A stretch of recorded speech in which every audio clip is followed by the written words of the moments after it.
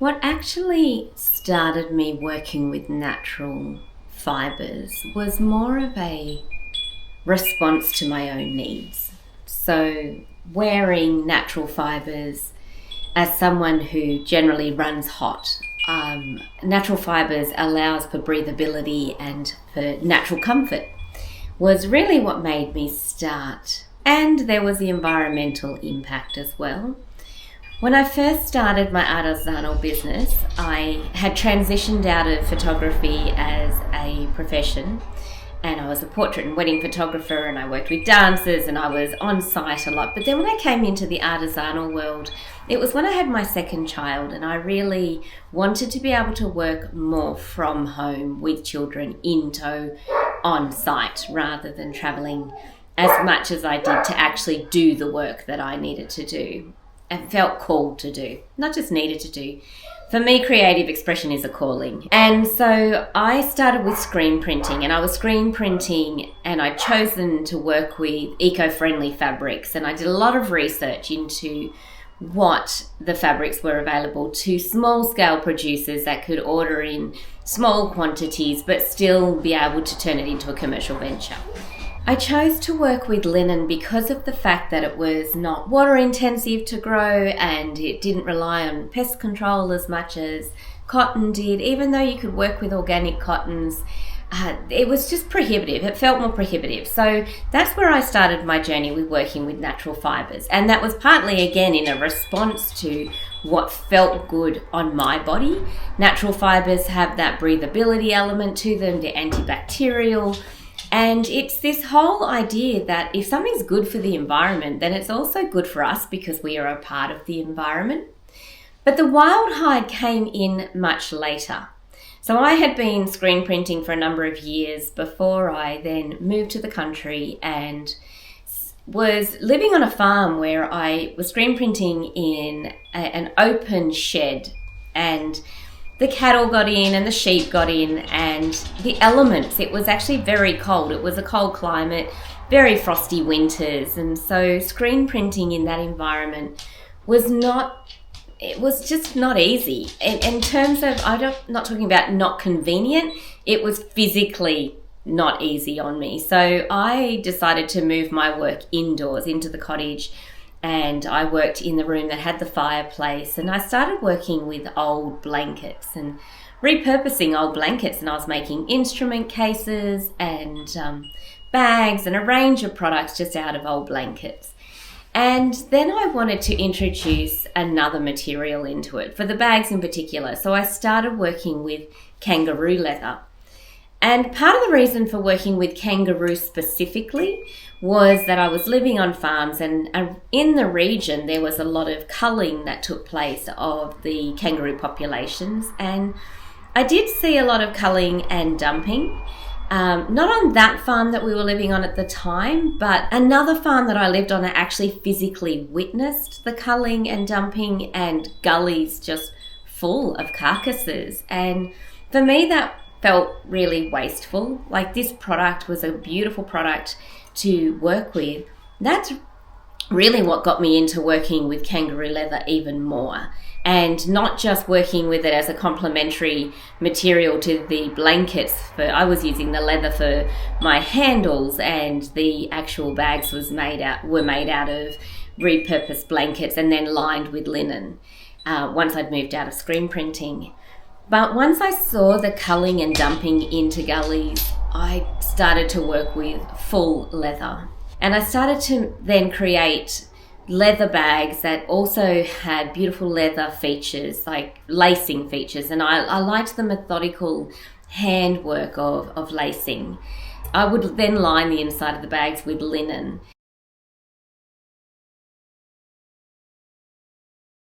With trading at markets, traveling to trade at markets, getting up at ridiculous hours sometimes, 4 o'clock in the morning, to travel a few hours to get to a market and then set up a stall and trade there all day. I found those 4 a.m. starts to be quite cold in the region, and I would often wear a coat, and I loved wearing vintage fur coats and suede coats. These were beautifully crafted pieces that lasted for decades, so the quality of the craftsmanship was exceptional. anyway, I was wearing these coats, but often I would reach up to do something and I would rip a sleeve because of the restriction in a coat. And in gale force winds, when the marquees were blowing around trying to hold a marquee down, again, I'd rip a coat. And so I started to think, there's got to be another way. Now, I had a synthetic fur vest at the time that I did like to wear, but I didn't like the feel of it, and it didn't breathe very well. So it just dawned on me that I actually could start working with the hair on hide of the kangaroo leather and make myself a kangaroo leather vest, which I did. And I did beautiful lacing work around the edges of the vest. And I wore that vest for years before I even started selling them. People were asking me on my market stalls, would I sell the vest? Would I make them to order and sell them to them? And at that point, I'd been wearing them purely for my own purpose, and found it really handy because then I could wear a woolen jumper or cardigan under the vest, and then I could take off that layer, have the vest on with a singlet, and I'd be able to wear it all day. It breathed beautifully. Whereas a synthetic vest or the synthetic fibre vest, I would get to a point where I would be too hot in the vest itself and would have to take that off and just be there in a singlet. So I decided in the end, after being asked many times about whether or not I would make them to sell, I decided to actually do that, to just offer them as a made-to-order product. The other element of wearing the hair on hide vest was that it's a very tactile product. Even friends who were vegetarians would actually love to touch my vest.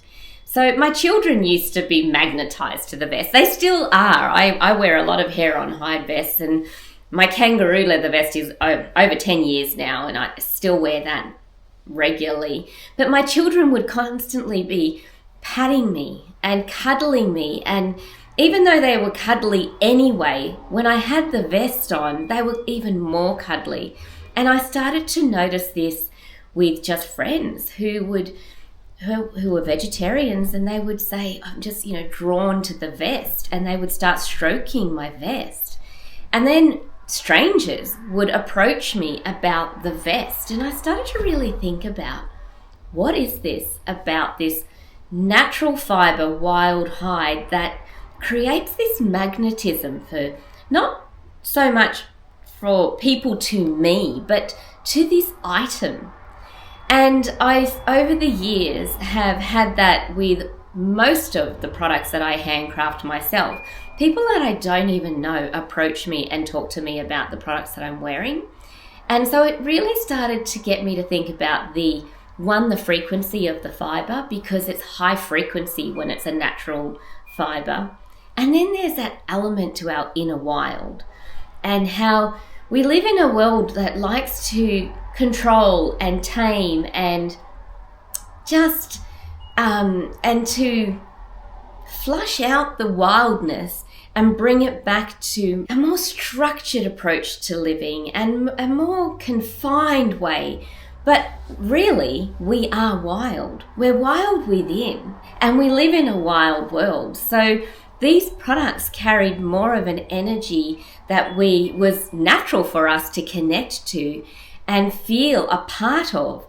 And so I really started to embrace the wild element and work more with wild hides. So I've gone from working with just kangaroo. The reason I worked with kangaroo in particular, like I said, was to do with the culling and dumping, but the hair on hides is a part of the National Parks and Wildlife Harvesting Program. So it helps keep the numbers of the kangaroo populations down, but then the skins from that then go towards creating a product that we can utilize. And after seeing all of the dumping of kangaroos into these gullies, I love that idea of being a part of the solution rather than just focusing on the problem and creating more problems. And so that's why I stuck with kangaroo for some time. Only in recent years I've started to explore other wild hides.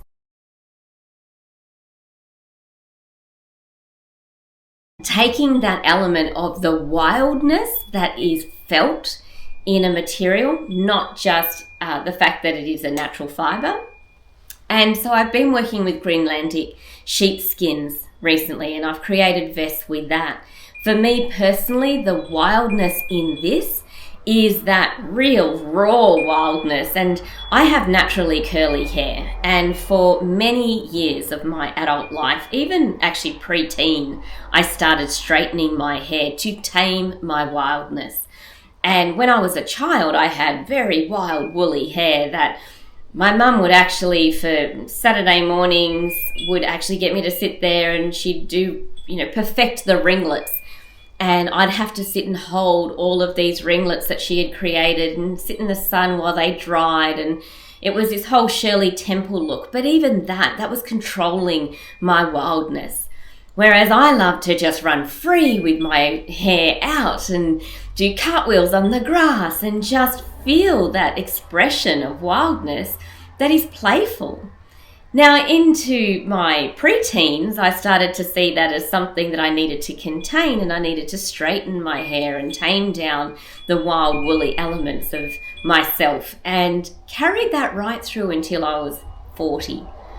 And then I suddenly decided I had periods in between where I let go of my hair, straightening my hair, and I had it wild again. But for the most part, from preteen to 40, I contained my wildness. And so wearing these Greenlandic skins, which are quite out there for mainstream, it just enables my inner essence to be my outer expression. And while I no longer blow dry my hair straight or use chemical straighteners, I stopped using chemical straighteners many years ago, but I still continue to blow dry my hair straight.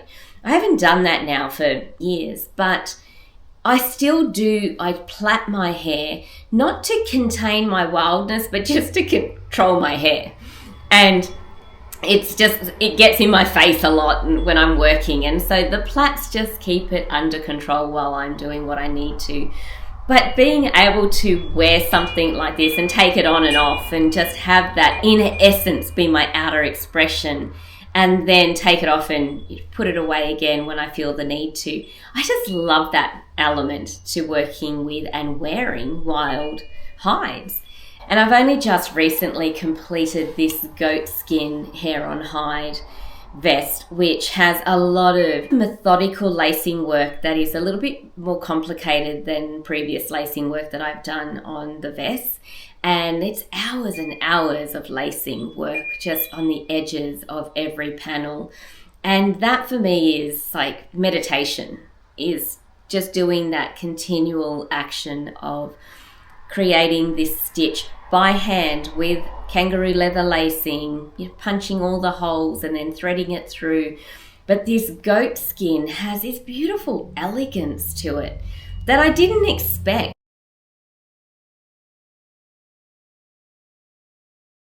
When I went to pick the skins, I knew I wanted the wild woolly Greenlandic, and then I saw the goat skin. And before actually going to this hair on hide supplier to pick my skins, I was driving through Kangaroo Valley regularly, and I would see this wild mountain goat, and it would come down the escarpment and it would be on the road and it'd be eating just off the trees, the leaves off the trees on the side of the road. And I kept connecting with this goat, and just, it was so cute. I loved it. And so when I saw this goat skin, I was like, I need to work with goat. The goat has been calling me.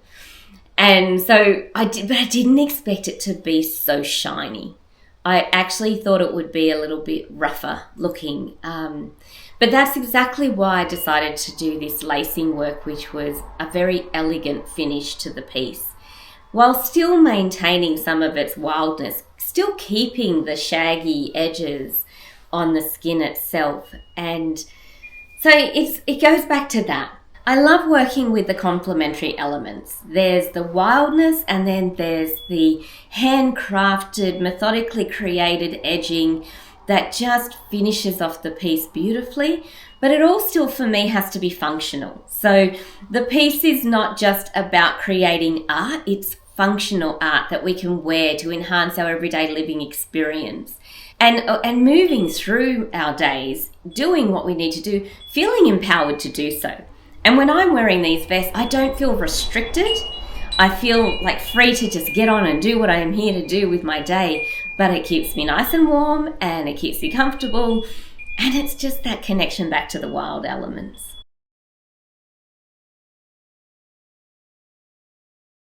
So I've shared how my first vest came about through a practical need.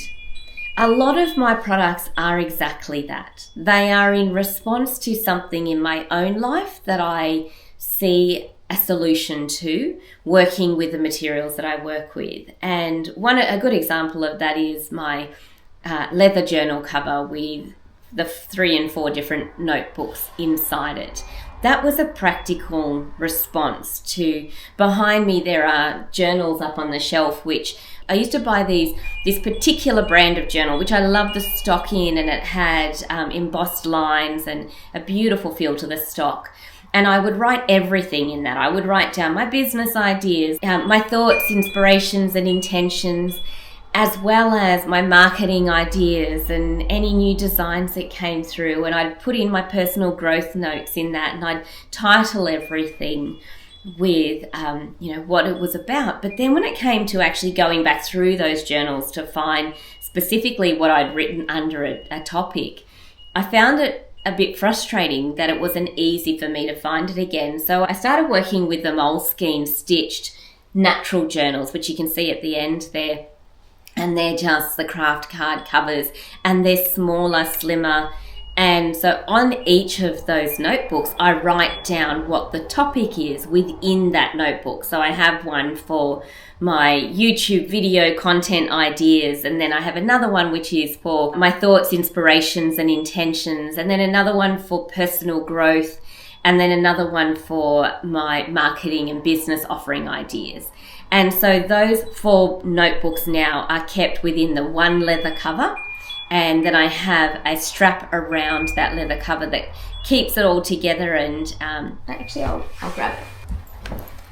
So I have a book strap then around the outside of the cover with my pencil and eraser, and then this little pouch which is my sharpening pouch, and that keeps all of my sharpenings and shavings in it while I'm sharpening on the run. But then this is easily accessible. I take it with me wherever I go, and if an idea comes through, I can open it up and just write into it. Now that was in response to a need. And the same thing can be said for almost any product I have created. If it's not for my own need, it's been something that someone else has asked me if I can help solve a problem for them with a solution working in my style. And so once I have done that and tested it, it then becomes a product that I offer to sell. Not all products that I have made I've actually sold. Some things I've just made for myself and continued to use over many years and have made as gifts for other people, but not necessarily commercialized them. And not that I have anything against that, it's just not everything I make is made to sell.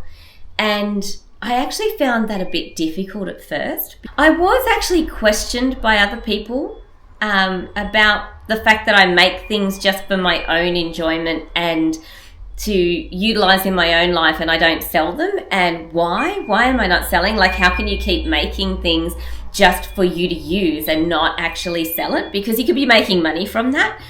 But for me, it's not about that. It's about enhancing our everyday living experience. And sometimes that means just making a product and connecting with that product and not actually turning it into a commercialized piece. So I feel really comfortable with that now. It did take me a while to feel comfortable with that, the guilt around I'm just making this for me. Some of the jewelry pieces, actually the earrings that I'm wearing today, I have not yet put these up for sale. I was learning to work with copper wire as I was transitioning out of the property that we were selling to then moving to another location. I didn't know where I was going at that time. Being on my own with 2 dogs, I thought maybe I'd live on the road for a while I decided on where I would put down my next roots. And so I started working with copper wire to see if I could create a small mobile workshop and just take that with me everywhere so that I could continue to handcraft but didn't need the big benches and the and machinery, like the big industrial machines, to be able to create my goods. I could just create them on a small scale. And I get asked about these earrings all the time, and yet I've not yet put them up on my website. Not saying I won't, but just this is partly about me prototyping as well, because I've worked with a new material and I'm understanding how that material responds not only to the making but the utilization of it. So I like to really thoroughly prototype things before I then sell them, and some things I might never sell.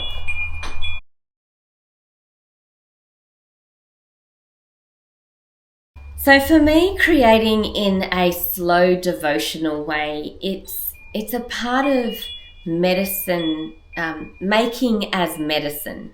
So if I find myself getting very much in my head, feeling the pressure of needing to have goals that I'm working towards, or have solutions to problems, or be, improving in some way in my life, the way that I bring myself back to my center and back to the essence of who I am and connecting with that soul essence is to get into some kind of methodical work that is meditative. And that for me is my handcrafting and the slow crafting. Now, sometimes while I craft slowly, I also listen to podcasts, or I'll listen to a sound journey or something that either helps me grow as a human being, or to just retreat into myself and connect back to my inner wisdom. But actually creating something slowly gives you time to do that. And while sometimes I get really excited about completing a piece and just wanting to have it done, I do notice that if I try and push through to get something completed, I end up making mistakes, or I end up not doing it to the level of the quality that I want to create it. And it ends up not carrying that energy and essence that I want the piece to carry, which is a devotional, sacred essence, which again comes back to wild nature. Wild nature doesn't rush through the process of a seed in the dark soil getting to the point where it germinates and pushes through as a seedling. It takes time. And it takes the conditions being just right for that seed to then break the casing and push that sprout up through the soil to the sunlight. I feel like creating my pieces are much like that. It's a process of letting it germinate, letting it come to that seedling point, and then it blooms.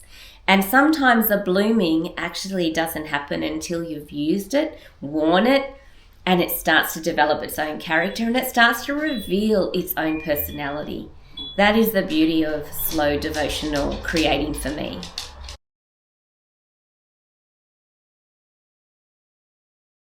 Often I will buy materials that I'm drawn to, like the Greenlandic shaggy sheep skins. I bought them and I didn't start working with them straight away. The same with the goat skin even longer. It's almost like the material starts to speak to me and starts to reveal to me what it wants to become. While I knew I wanted to make vests with these skins, there are other things that have come through that I did not expect. Like this particular Greenlandic skin was meant to be more like my classic vest piece. The back panel is one skin and then the front panel is another skin that's cut in half. Whereas this one is just one skin and it's wrapped around, and the organic shape of it is left. And I've cut armholes into the skin and then laced that. And it's quite a different design to what I've done previously. But then to finish it off, I wanted to be able to hook it up and have it so it's hugging the body. And so I then created brass hooks, which I had never done before. And again, that was an advancement from working with the copper wire. I was then given some brass welding rods, which are a bit heavier gauge than wire, they're actually long rods, and I wanted to start working with that. So I started making just hooks at first to actually put my earrings and necklaces on a mirror, and then thought, I could actually use this to make a hook for that vest. And so I handcrafted this hook and a design that just came to me based on the need of the product. So they do reveal themselves to me, and I like to work that way because it feels more like a co-creation with the material than me having an outcome in mind and trying to make that happen no matter what. Sometimes I fall upon something that I would not have envisaged in my own head if I wasn't just working through with my hands how to solve the problem and then come up with a solution that's completely unique, which is exactly what this vest ended up being. Unique to the designs that I have previously made, and unique to, I've not seen anything like it in terms of the way that it does up. That was just something that formulated through the process of creating the garment itself.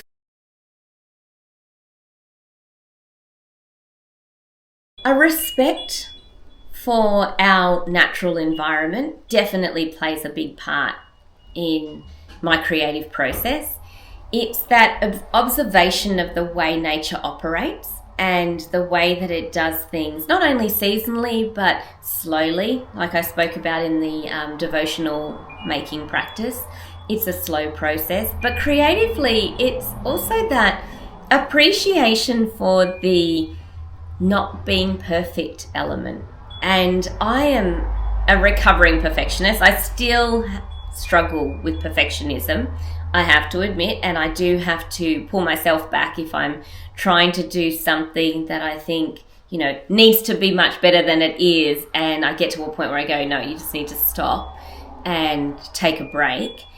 A good example of that is when I bought these skins, I hung them over a rack, which is a rack I had made for my retail space. I had a creative co-working space which had an integrated workshop and retail and space. It was an event space as well, and I used to sell on behalf of other makers and designers. And I had someone make for me a rack which is out of copper piping, and it was coated. I can't remember what they used to coat it, but I had that for years in my shop, and there was never an issue with the patina creating an issue on garments. I used to display the linen garments that I made and other people's woolen knitted goods and linen scarves draped over it. But when I moved to the coast here, and I didn't even think about the fact that I'm now not even a block off the beach, and the sea spray and the salt air actually enhances the issue of rust. And I've witnessed that in like a metal trunk that I have in my lounge room and things outside, but it didn't dawn on me that this rack would actually rust because I don't know, the finish on it, I just didn't think it was going to do that. But I had these skins draped over them, like I said, for weeks, if not a month or two, before I even started working with them. And when I eventually pulled them off to work with them, they had this rust line across the center where they were hanging on the rack. Now, the perfectionist in me just went, I have to get rid of that. And so then I started researching, how do you take rust off suede? Because the underside is like a suede, and the recommendations were working with rubbing alcohol, or there was another one of white vinegar, and there were a few different processes, and I tried them all. I tried it just on a little test patch to see if I could get it off, and I could not get this rust off. And I was annoyed at myself for the fact that I hadn't considered that this was a metal rack that I had put natural fibers over and the rack would rust. I didn't think that, even realize that would happen. It didn't even occur to me. But the beautiful thing about it is it's now led me to just decide to let go of trying to remove the marking. Now, I've prevented it from happening again. I've since covered the rack with cloth so that any other skins I put on there, that will not happen to it. However, I've made these vests for myself to use, and I've accepted the fact that this rust patch is a part of its story. Even though I had considered staining the underside of the skins, and I started experimenting with what that would look like, but then I had the concern that that stain would actually then taint the actual fleece as well, and I did not want that on, especially the whites of the Greenlandic sheepskins. So I just decided to leave it, to let it just be what it is, which is how nature works. Nature does not go, oh, there's this imperfection in the leaf, so I've got to get rid of that imperfection. It just lets it be the imperfect leaf that it is. And when I first started working with kangaroo skins, not the hair on hide, just the actual finished skins, and I would go to the tannery and I'd pick out my skins, often they were surprised that I would look for the skins that had the markings of the barbed wire fence wound, or, the grazes and the textural elements that tell the story of the kangaroo's life. That is what nature allows for. There's, the burrs in wood. That's a part of its growth process and a part of its beauty. So I take the inspiration from nature and my environment in that way, letting go of perfectionism and letting that be a part of the creative process and outcome. Not have me control everything and create things as I think they should be, but allowing that beauty to be revealed to me, and sometimes that imperfection, like the natural elements rusting my rack and then creating this marking on the inside of my vest. Now I see that as a beautiful thing, because that is actually life. We might have a plan for how things should be, and then things turn out differently, and we can reflect back and look at the imperfections that our life journey carried forward, but then we look at where it led us to, and that's beautiful. Like, my life path has not been exactly the way that I laid out for it to evolve, and yet I am in this beautiful position that I didn't plan for or expect, because it just naturally evolved in that way.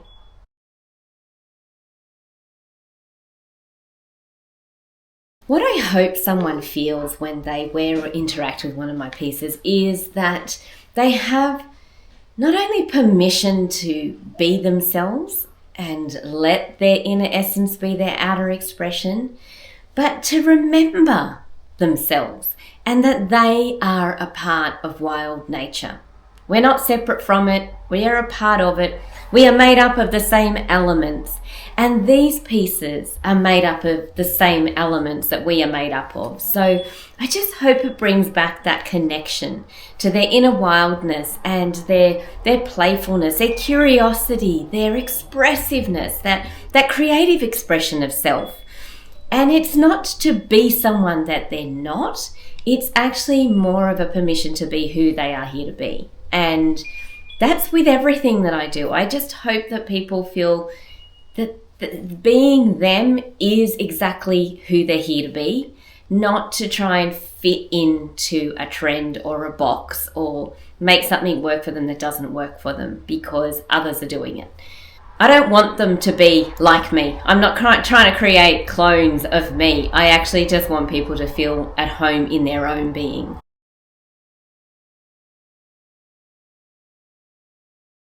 What I've experienced when people come into contact with my work, even if they haven't bought my work, just being around it, it seems to trigger this connection to a part of themselves that they have either forgotten or that's lay dormant. I really saw this when I had a commercial space with a retail space where people would walk in and they would experience the sensory elements that the space entailed and was created from. Even when I'm out on the street and someone stops me and talks to me about something that I'm wearing, and it's more often than not something I have made, it often leads to a conversation about something about themselves that they had not giving themselves permission to feel or to be or to express or even to engage in. And so sometimes it is about how they like to make, because I used to shy away from saying that I make things that people have complimented me on. I just say thank you.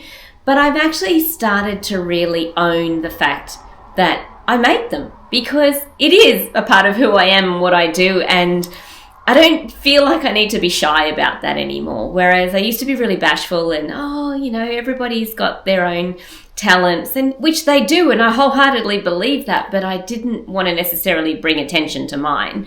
And so I just say thank you. And someone else who was with me would often say, she makes that. And then they would go, oh, that just makes it even more special that you make it.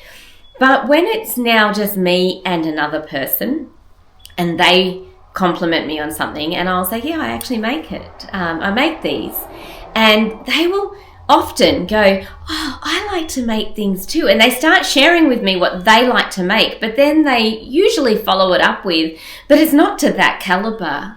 It's pretty ordinary what I make. And it gives me an opportunity to help them see their own value. And I say, we all have our own skills and levels that we work in and towards. And I have been making professionally for many, many years.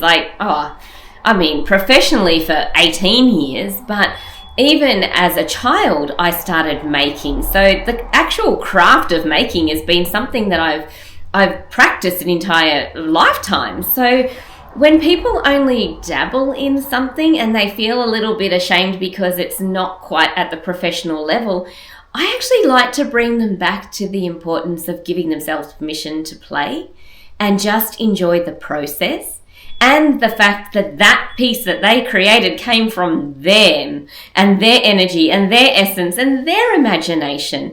Even if it is something that they followed the instructions of from someone else, it's still infused with a part of them. And if they do want to take it to a professional level, then yes, it's going to take time, and it's going to take experimentation. It's going to take making mistakes. I've been a professional maker for 18 years, and I just shared before that I had rust on the inside of my skins because I hung it over a metal rack that I didn't even think about the fact that it would rust because I'm living by the beach. So even after 18 years of being a professional in my craft, I still make mistakes, and that's okay. I think we need to give ourselves permission to not be perfect, or not wait until we're perfect to celebrate ourselves. So there's that element. But the other element is not everyone actually making things themselves. Often people will say, I wish I had the courage to actually dress like that. To just be who I think I am or want to be, or who I want to be is often the phrase that's used. But for me, it's not about who I want to be, it's who I am. So I like to encourage people to actually not think about who they think they should be, but just wear what makes them feel good. Because when we feel good, we radiate that energy and essence of aliveness. And that's what actually draws people in more than being what we think we should be to attract that compliment. I don't actually dress the way that I do to attract a compliment. I do it because it helps me feel at home in my skin. And it helps me just move through my days doing what I do without really thinking much about how I look. I actually do love to look good, and I do like to feel comfortable. So I'm not saying it's not important to feel that way, but what I'm saying is I don't do it for the look. It is for how I feel, which then in turn creates a look. So I think the beautiful thing about the work that I create is it opens up conversations that people may not get to have otherwise. And that to me is magic.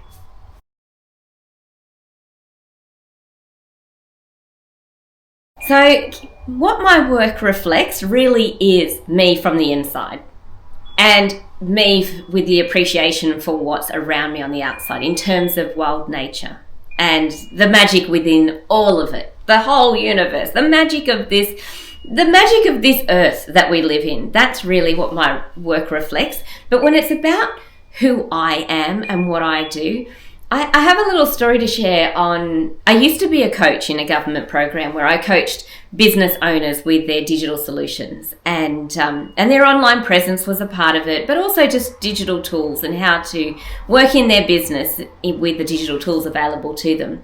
One lady said to me once, I sometimes do that look, and I wasn't sure what she was meaning. I wasn't sure if it was a facial expression or...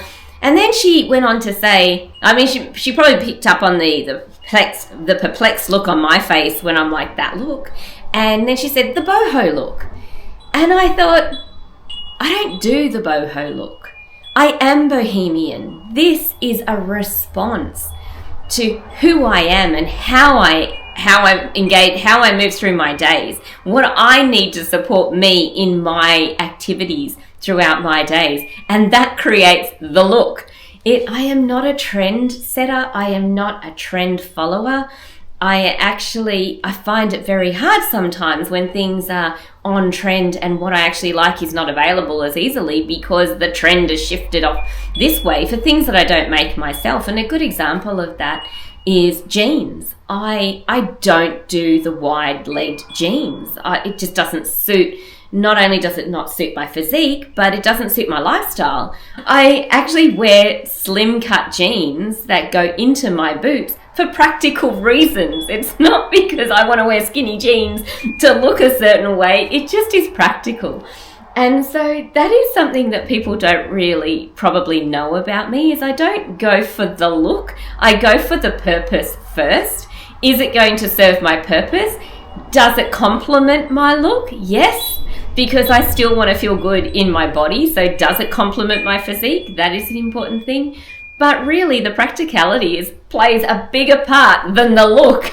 And so it's the same can be said even for my hair. You know, plaiting my hair. I plait my hair because it dries better, and over winter in particular with my big thick curly hair, if I just tied it back into a bun, it wouldn't be dry at the end of the day, and then I end up with like a head cold because my hair stayed wet. So I plait my hair not to look a certain way, but because it works in my favor to have my hair dry. So these are things that actually influence my work, that bring about the results. That, you know, it's not about creating the thing as much as it is solving the problem with a thing that's beautiful, because that is another part of who I am. I love beautiful things. I love to interact with a beautiful handcrafted cup to drink my cacao, the feel of the cup, the way that my hand hugs the cup. And this cup's got little indents in it that allows my fingers to press into it and it doesn't easily fall out of my hands.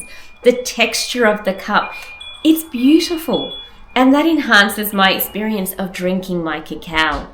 That's the same with the products that I create under my brand. My brand is about who I am and how I live.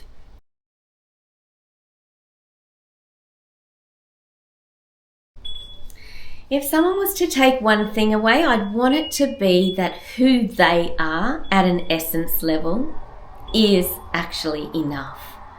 It is more than enough. It is everything that they are meant to be.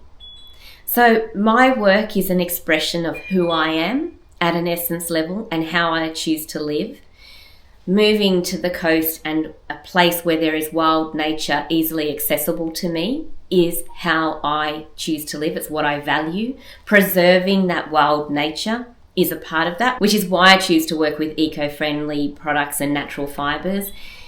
And I think it's really important to know our own values. And that's what I want my products to instill in people, that this is a brand representation of values. It is not about trying to make a statement. It is trying to convey a way of being.